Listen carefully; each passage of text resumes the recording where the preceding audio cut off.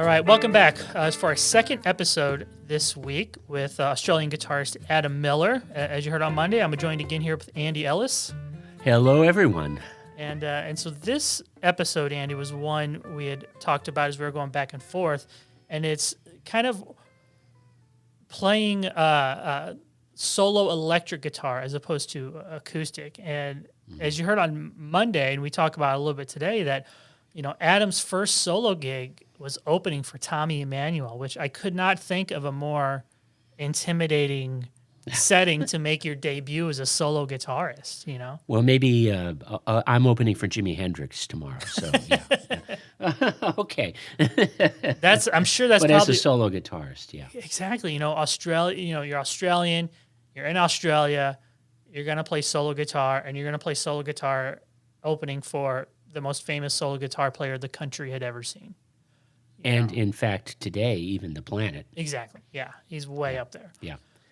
And so what I found very interesting is that as guitarists, we play acoustic and electric guitar. I mean, unless you're wedded to one or the other, but otherwise we play both. But there are considerations having to do with the design, and Adam explains it, and it was a revelation to me why it makes sense to do solo gigs on electric guitar. He just put it right in your pocket. Yeah, and also he makes some interesting revelations. We don't really dive too much into gear, but he did make some important notes about how that can lead you down certain paths. When it comes to this. Yep. So this is a fun episode, and it's always great to catch up with Adam. So go ahead and check out today's episode, and we'll see you back on Friday.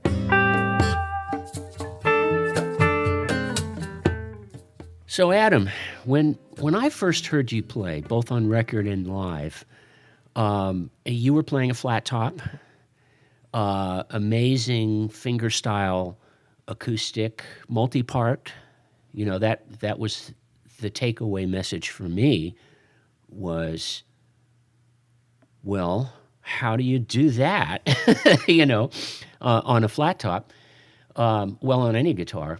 And as we heard in this week's first episode and listening to your new record, what I've discovered is that you actually are playing, you have played electric guitar your entire guitar career. And you, with this new record, Unify, you are also playing electric guitar straight through. Are you still playing solo guitar, but this time on electric? I definitely still tour solo. Well, up until a few months ago. Oh, right. Yeah, and that's of our time, yeah. And that's basically predominantly just due to budget. I don't have the budget to fly around a band, or I don't get to a town early enough to be able to rehearse. So, it's probably, and I guess it's just because I have the ability that I'm not worried to stand up on stage by myself from doing it for years. I think, and in recent years, yes, it has been predominantly solo electric guitar more than an acoustic. I still will generally travel with an acoustic, but I end up playing the electric guitar more of the show. And it just sort of evolved that way. It wasn't really a conscious decision. When I was younger, the sound of solo electric guitar just was lost on me. I just always thought, well, why would you do that when you could play an acoustic? There's no purpose to this.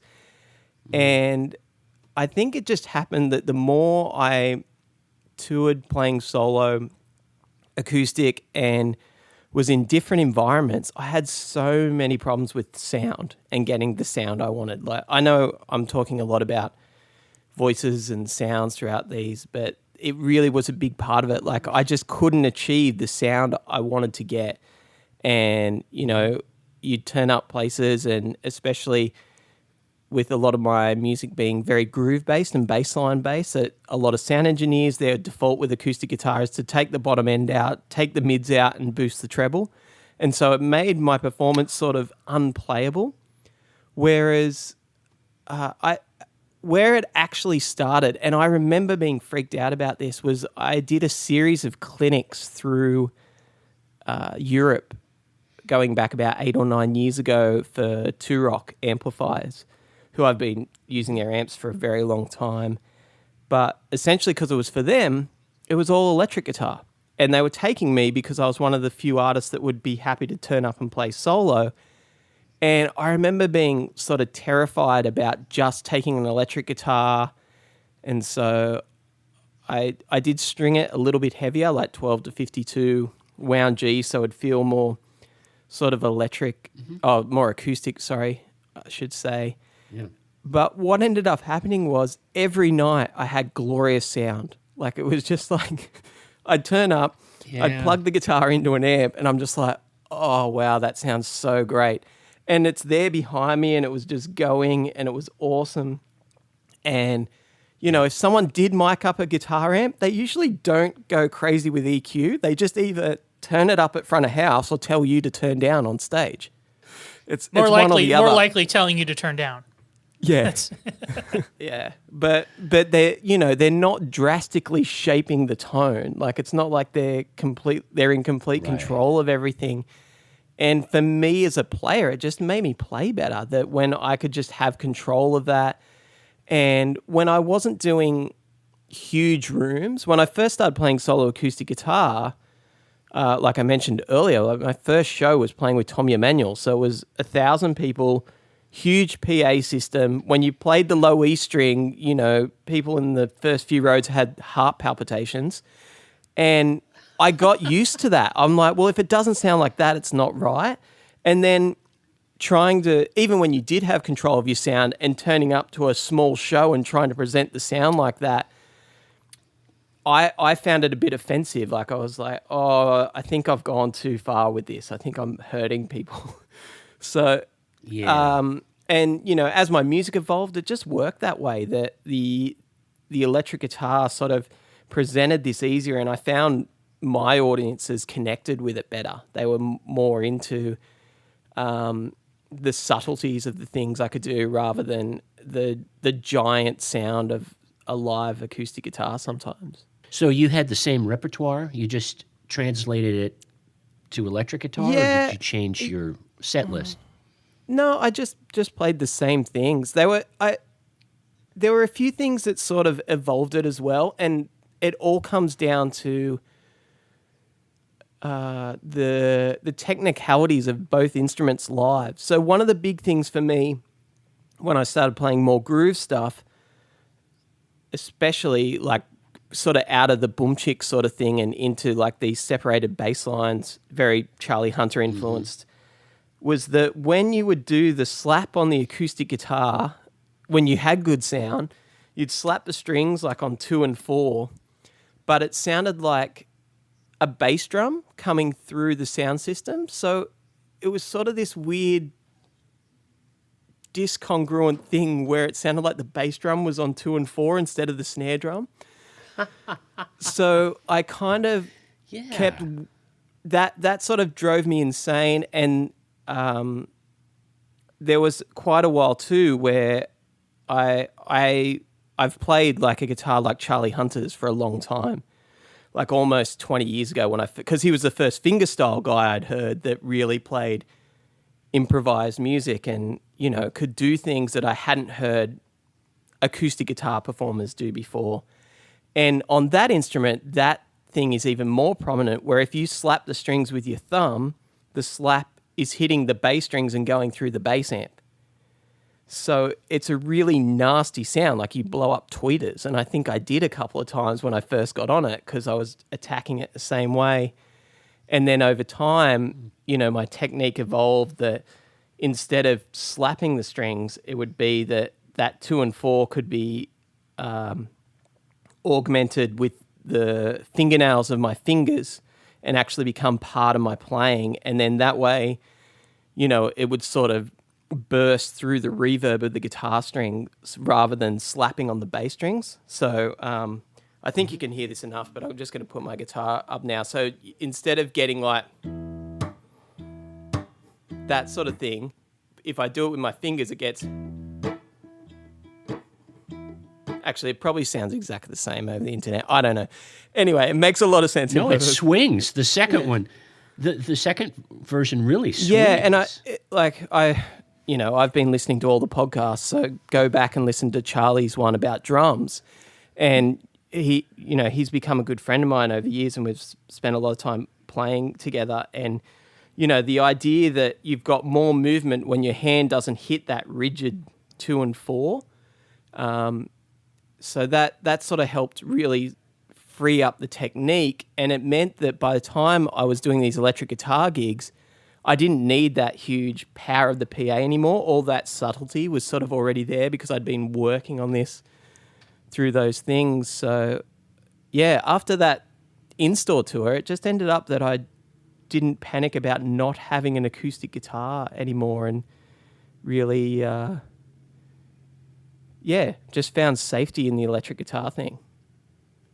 When you're, I went and looked at your website again today, and I was shocked. I was kind of taken aback by not only how prolific you are, how many albums you have out there, but also your kind of breadth of like original tunes that you've written and put out there.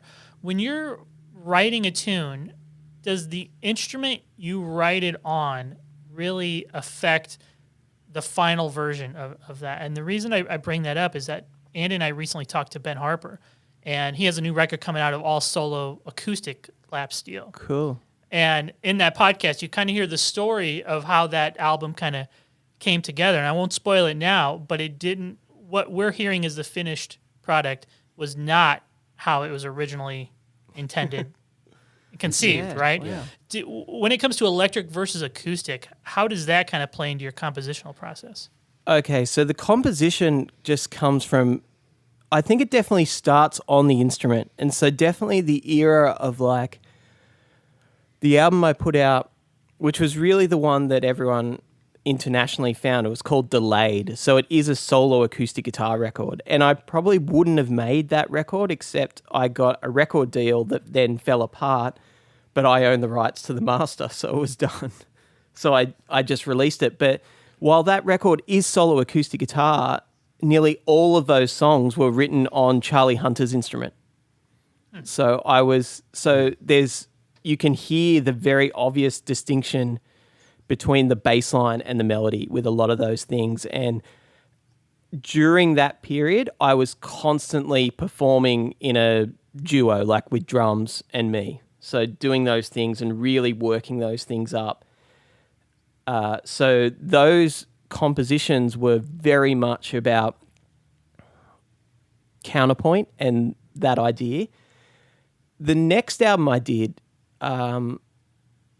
called Shifting Units, and this is a little bit to do with like fan base as well and all those things, is that I predominantly wrote for electric guitar because I was just super into it. I was playing with a band all the time. And then I had to go back, but because I knew my audience thought I was an acoustic fingerstyle player, I recorded the album twice and then recorded it all as solo acoustic arrangements. But on a lot of those things, I literally had to go back and work out how on earth am I going to play this as one person.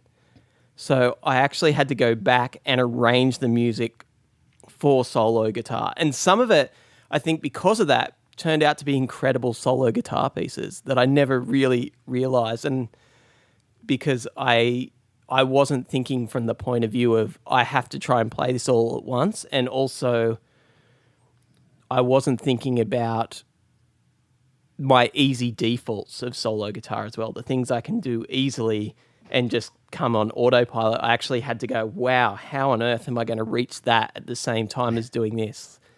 One of my... Were there Sorry, go ahead. compositions that you couldn't? Did you have to give up on some of those?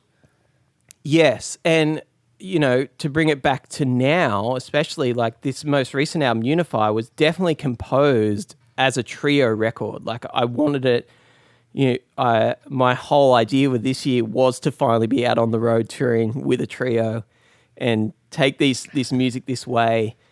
But as it's turned out, all my gigs up until maybe in a few weeks' time have all been solo in front of my computer or iPhone. So I've had to go back and actually now arrange all these new songs to solo guitar. And, you know, some of them are like just a total nightmare. Like they just don't make sense on solo guitar. And it's been a really incredible, fun challenge to work it out, especially some of the, you know, the prettier songs, like this song called Shipping, which has this, it actually has 2 guitar parts on the album. Like I'd had this motif, and I think whenever I'd played it, the couple of times I played it live before recording, the bass player had just played the melody for me because it was easier. Then when I was recording the album, I decided to double the melody on the guitar with the bass player, but I overdubbed that. So then trying to put those 2 parts together, so I am going to hold the guitar up to the microphone for a second. So the rhythm part is just this little fingerstyle thing, which is...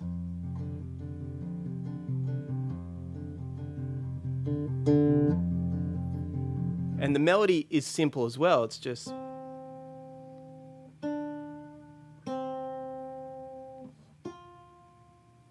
So now I've got the 2 going together finally, where you've got this...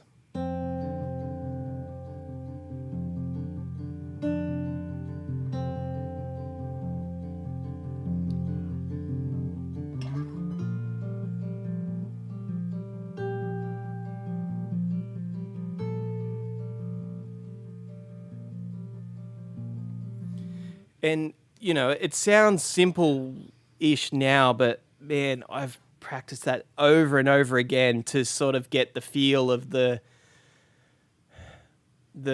rhythm accompaniment sort of forward rhythmically, and then the melody to be slightly relaxed and laid back, and then the mixing of the 2 parts that you've really got, you know, the rhythm part sitting quite low in volume and the melody, you know, mixed high on top. And, you know, I think that's sort of the key to really any great solo guitar playing. But yeah, that is really beautiful. Listening to you take those, because I've heard your album, your trio album, and to hear that melody and harmony reimagined, if you will, right in real time, right over a microphone, you know, across the internet. It's what it says to me though is how strong the composition is. When you can present it in different ways. I mean, that's whether it's a Beatles song or, you know, a piece of jazz. You know, can you? Is it strong enough? Is the integrity there that it holds together in all of these different settings? So it's not dependent. You know, AC/DC. It's hard for me to imagine, and you know, I love AC/DC, but it's hard for me to imagine. You Shook Me played, you know, on a nylon string Do you guitar. want me to do it for you now? I've had to do it for my nephew to do like sleepy time versions of things because he loves AC/DC. So it's like, you know, yes, so please. It's just always that. What is it? So you...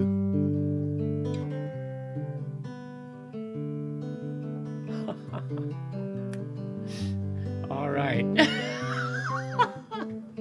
That was a bit sloppy, but you get the idea. Like, it just sounds like a Bill Frisell song, and it's awesome.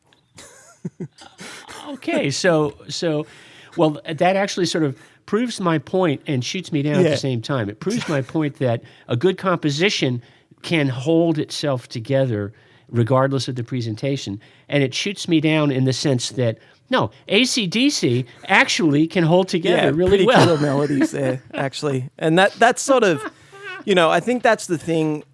It's always been my focus is that the melody has to be strong enough to sing. You know, I am an instrumentalist because I've always had this love of instrumental music. And I think it was because I started playing guitar at an age where my voice hadn't broken. So if I sang along, I sounded terrible. So I just didn't do it.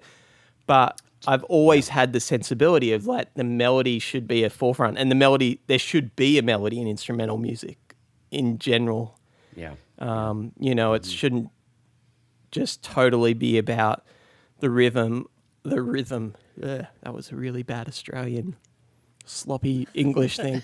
No, it's rhythm. Charming, Adam. It's charming. Yeah. It's so yeah, it shouldn't just be about the rhythm or the riff in a way. Like it's got to be, yeah.